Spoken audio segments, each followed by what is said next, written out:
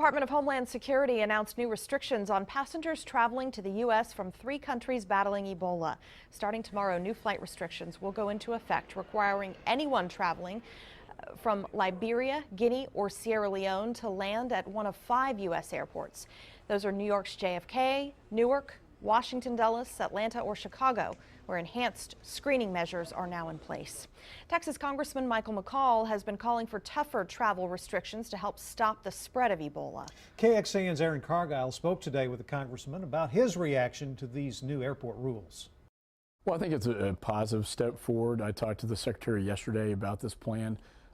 So anybody traveling from the 3 affected countries, regardless of where they're routed through, will end up in points of entry at these 5 airports in the United States, will automatically receive secondary screening, and a Coast Guard health official will be greeting them and testing them for, observing them for Ebola symptoms. You've also said in past interviews that we need to fight Ebola at the source. How do you do that?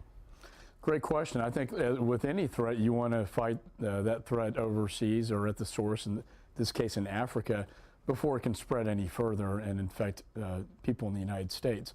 There is some promising news on that level. There's a vaccine that's being developed at Walter Reed Hospital right now that's going through clinical trials with humans.